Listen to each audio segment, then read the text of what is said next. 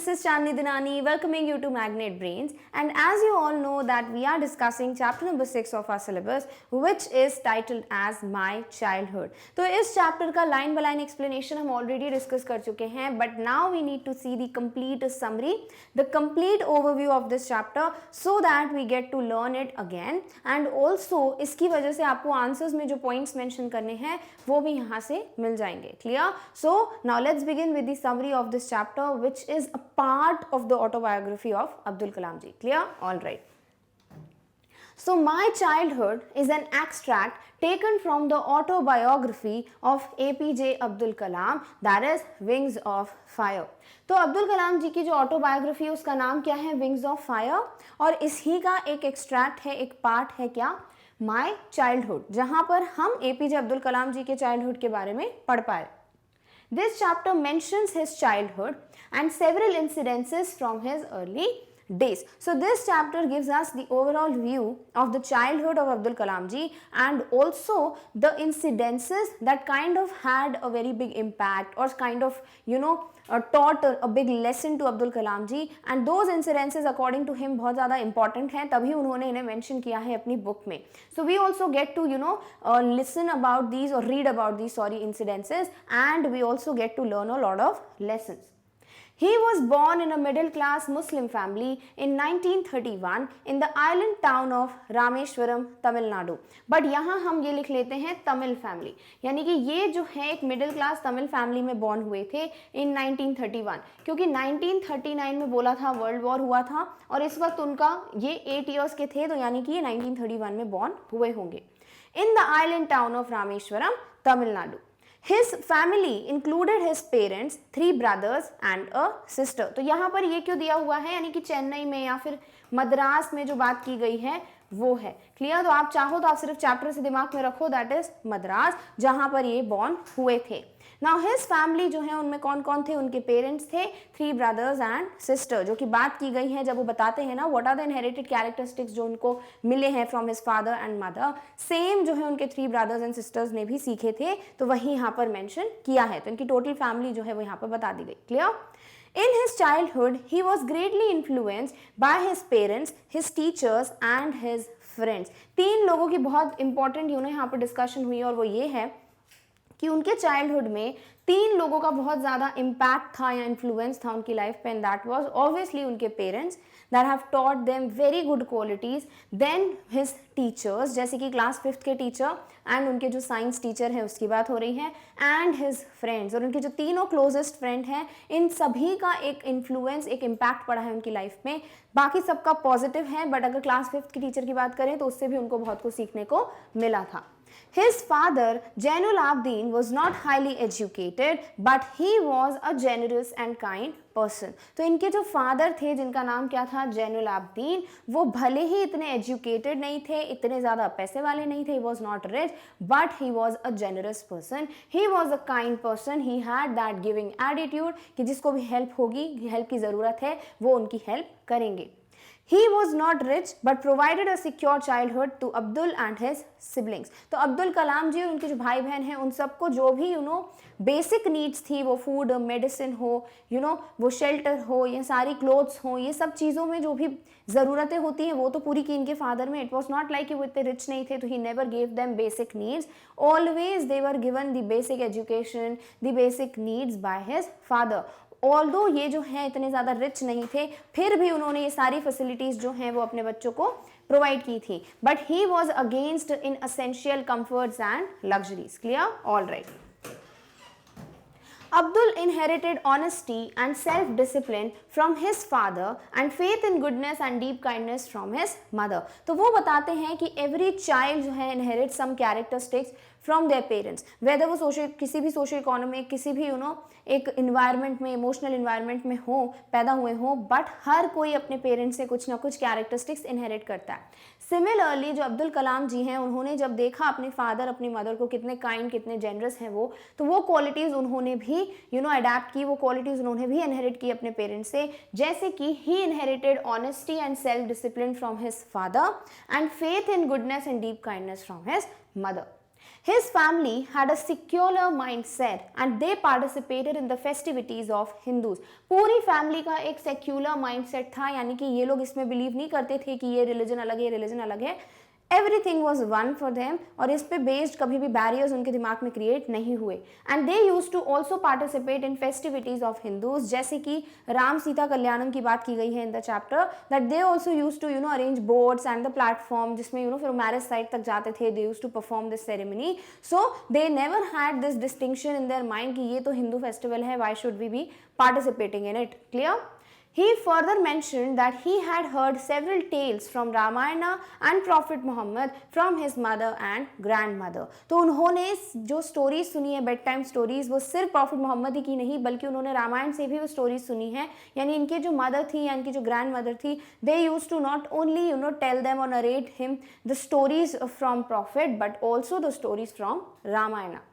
While growing up in Rameshwaram, friendship played an instrumental role in Kalam's life. Obviously, friendship was something जो कि बहुत बड़ा role play करी थी इनकी लाइफ में, क्योंकि जो इंसिडेंट है एक वो उनके फ्रेंड के साथ थे तभी वो इंसिडेंट हुआ था. So every time that also had kind of an impression in his mind, जो कि एक एवर लास्टिंग इम्प्रेशन था. He had 3 close friends. उनके 3 बेस्ट फ्रेंड्स थे. वो कौन कौन से थे?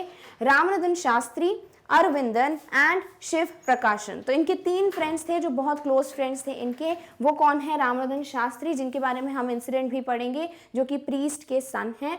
देन अरविंदन एंड शिव प्रकाशन, और तीनों के तीनों जो है बिलोंग टू ऑर्थोडॉक्स हिंदू ब्राह्मण फैमिलीज. तो ये तीनों ही जो है वो ब्राह्मण फैमिलीज, हिंदू ब्राह्मण फैमिलीज को बिलोंग करते थे. And they were closest friends of Abdul Kalam ji. Clear? All right.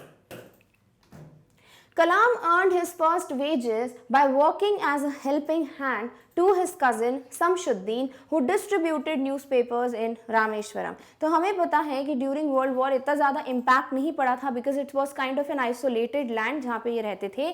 But there was this one thing कि जो ट्रेन है it use to take a halt या फिर स्टॉप होती थी at Rameswaram station. And at that time इनके जो कजिन है Samsuddin, he use to distribute newspapers in his place and he use to collect those newspapers जब वो ट्रेन यहाँ पे स्टॉप होती थी. But because of the world war ये एक ऐसी सिचुएशन आ गई थी कि the train had stopped taking the halt at Rameswaram station. And because of that moving train से ये जो बंडल्स होते थे न्यूज़पेपर्स के वो फेंके जाते थे and the person has to collect it.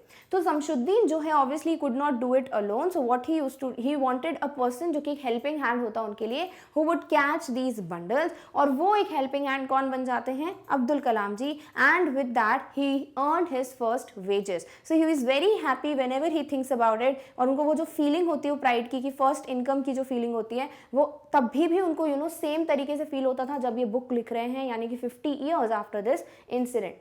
Once when he was in 5th standard, a new teacher asked him not to sit in the front row along with the high caste Brahmin boys. तो यहाँ पर एक incident जो है, जो number 1 incident है वो क्या है कि when Abdul Kalam was in 5th standard, he used to sit in the front row. वो आगे की रो में बैठते थे with his close friend that is रामनदन Shastri. तो वो जो है कैप पहनते थे which used to indicate कि एक मुस्लिम बॉय है, एंड उनके जो फ्रेंड हैं वो एक सेक्रेट थ्रेड पहनते थे जिससे पता चलता था वो एक ब्राह्मण है. तो उनके टीचर ने जब देखा इन दोनों को कि कैसे एक ब्राह्मण बॉय और एक मुस्लिम बॉय एक साथ बैठ सकते हैं, तो उन्होंने अब्दुल कलाम जी को बोला, you go and sit in the last row. Abdul found Ramadan Shastri weeping as he went to the last row, and this made a lasting impression on Abdul. Obviously when Abdul Kalam went in the last row, तो वो भी बहुत sad थे. Similarly उनके जो दोस्त हैं वो भी बहुत ज़्यादा सैड थे. और अब्दुल कलाम जी ने ये नोटिस किया कि when he was going and to sit in the last row, that time his friend was weeping. उनको बहुत बुरा लग रहा था, and that kind of had a lasting impression on Abdul Kalam's mind. Abdul was also greatly influenced by his science teacher Shiv Subramanya Iyer. अब ये जो first incident है, अगर इसको और कंप्लीट करना है तो वी कैन से कि आफ्टर जब ये बच्चे जाके अपने घर पे बताते हैं, द कंप्लीट इंसिडेंट नरेट करते हैं, तो जो रामनदन शास्त्री के फादर थे, he called the teacher and told him that you should not spread this poison of social inequality in these innocent minds, and if you want you can just do 2 things, either you apologise or you leave this island and school right now.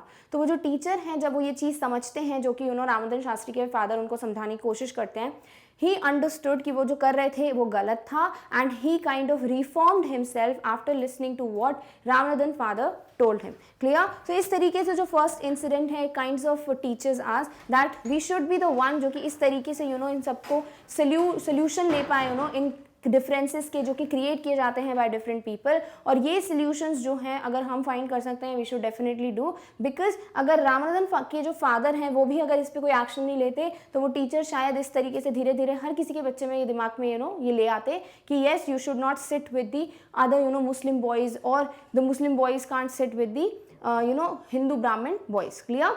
Second incident की बात है जो कि again this was someone जो कि बहुत बड़ा influence था जिनका अब्दुल कलाम जी की लाइफ पे, and that was Abdul Kalam ji's science teacher who was Shivra Subramanian Iyer. He learned the lesson of breaking social barriers from him. Iyer invited him to his home for a meal. तो social barriers को break करने का जो lesson था वो कहाँ से सीखे थे अब्दुल कलाम जी? From his science teacher जो कि थे शिव सुब्रमण्यम अय्यर, और वो इनको समझाते थे for hours कि you should develop so much that कि तुम एक पार पे आ जाओ, यानी कि ऑन पार यानी सेम लेवल पे आ जाओ with the people who are educated in big cities, ताकि तुम ये सोशल बैरियर्स जो हैं उनको ब्रेक कर सको. और इसलिए वो क्या करते हैं, वो एक दिन अब्दुल कलाम को अपने घर पर खाने पे इनवाइट करते हैं. His wife refused to serve food to a Muslim boy in her pure kitchen. Now शिवरा जो ये अय्यर है, मिस्टर अय्यर, इनकी जो वाइफ हैं, she was conservative, she was very particular about these rules, these regulations, religions and everything. तो वो जब ये देखती हैं कि एक मुस्लिम बॉय को मुझे अपने किचन में बिठा के खाना सर्व करना खिलाना है, she was not at all okay with it, she was against it. तो वो सीधे सीधे रिफ्यूज कर देती हैं that I would not serve to Abdul Kalam. Now what Iyer did was he did not became angry or he was not upset or he was not shouting on his wife. Instead वो क्या करते हैं, he served him with his own hands and sat down beside him to eat his meal. He himself sat with Abdul Kalam जी, उनको खुद अपने हाथों से सर्व किया, खुद उनके साथ बैठ के खाना खाया. उन्होंने क्या किया, वो चीज़ उन्होंने खुद करके दिखाई परफॉर्म, उन्होंने एक्शंस खुद ही परफॉर्म किए जो कि वो अपनी वाइफ से एक्सपेक्ट कर रहे थे.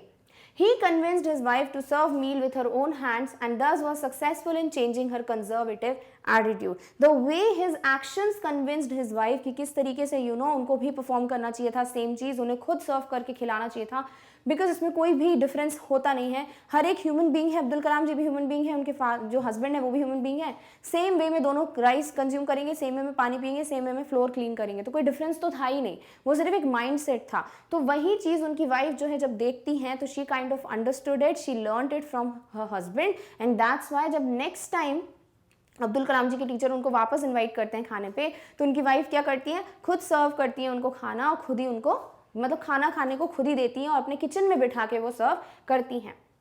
As Kalam was growing up, the Second World War soon came to an end and the Indian people started their fight for independence. जैसे ही अब्दुल कलाम जी बड़े होते जा रहे थे तब सेकेंड वर्ल्ड वॉर जो है वो एंड पे आ गया था, और महात्मा गांधी टोल एवरीबडी कि बहुत जल्दी इंडिया को जो है फ्रीडम मिल जाएगी. तो हर कोई जो है अपनी फ्रीडम के लिए काम करने लग गया था, इंडिपेंडेंस के लिए हर कोई फाइट कर रहा था. The whole country was filled with an extraordinary sense of optimism to achieve India's independence at all cost. और हर कोई जो है वो ऑप्टिमिज्म से फिल्ड हो गया था, हर किसी में वो होप्स राइज हो चुके थे, हर कोई इतना ज़्यादा पॉजिटिव फील कर रहा था कि yes we will be independent one day. तो सब उस ऑप्टिमिज्म को लेकर अपनी इंडिपेंडेंस के लिए फाइट कर रहे थे. For higher education, Abdul Kalam sought permission from his father to leave Rameshwaram and study at district headquarters in Ramanathapuram. तो वो अपने फादर से बोलते हैं कि अब उनको हायर स्टडीज़ के लिए कहाँ जाना पड़ेगा, डिस्ट्रिक्ट हेडक्वार्टर्स इन रामनाथपुरम, यानी कि दूसरी जगह जाना पड़ेगा उनको रामेश्वर छोड़कर. तो वो अपने फादर से परमिशन लेते हैं कि whether I should go for my higher studies or not. His father said that Abdul had to go a long way in life, just like a seagull bird which flies long distances. He calmed down Kalam's mother by quoting Khalil Gibran's poem. तो यहाँ पर यही चीज़ बोली है कि उनके father जो हैं वो अब्दुल कलाम जी को यही बोलते हैं कि आई नो कि तुम्हें ग्रो करने के लिए ये जगह छोड़कर जाना पड़ेगा, you would have to go for to grow.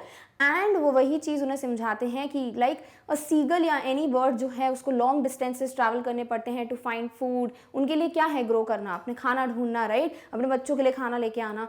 So they also have to leave their nest and fly for longer distances.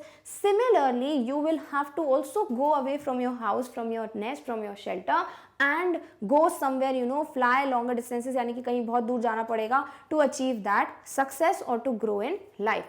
But Abdul Kalam ji की जो मदर हैं, she was also you know kind of hesitant and reluctant कि क्या करूँ, जाने दूँ या ना दूँ अपने बेटे को. तो उनके जो फादर हैं वो उनको बहुत ब्यूटीफुल लाइन से उनको कुछ समझाते हैं, and that is he said that her children did not belong to her, your children are not your children but were a result of life desire for itself. But कि वो किसके बच्चे हैं, वो लाइफ के बच्चे हैं, वो लाइफ के डिजायर की वजह से यू नो यहाँ पर आए हैं. तो your children although they have come through you but they have not come from you. वो कहाँ से आए, वो लाइफ से आए.